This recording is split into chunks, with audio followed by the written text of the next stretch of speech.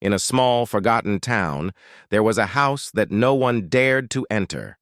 It stood at the end of a crooked street, with its windows boarded up and its door hanging ajar.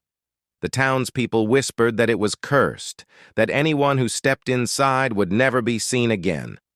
One stormy night, a group of teenagers decided to prove the rumors wrong. They gathered outside the house, laughing nervously as the wind howled around them. The leader, a boy named Daniel, pushed open the creaking door and stepped inside, the others following close behind.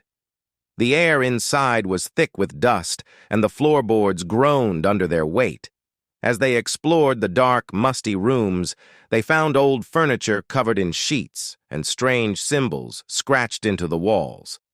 But it wasn't until they reached the basement that the true horror began. The basement door was locked, but Daniel found a rusty key hanging nearby. He turned the key in the lock, and the door swung open with a loud creak. A foul smell wafted up from the darkness below, making them all gag. But they pressed on, their flashlights flickering as they descended the stairs.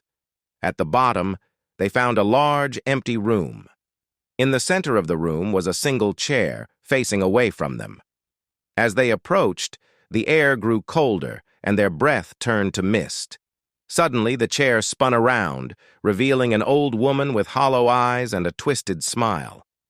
She whispered something they couldn't understand, and the lights went out.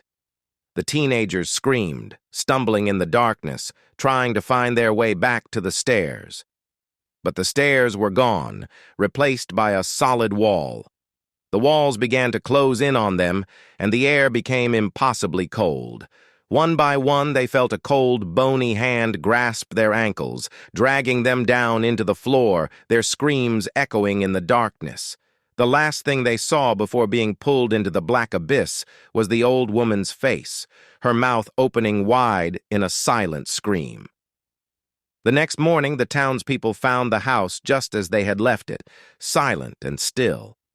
But the teenagers were never seen again. All that remained was a single chair in the basement, facing away from the door, with 5 names carved into the backrest, Daniel's at the top.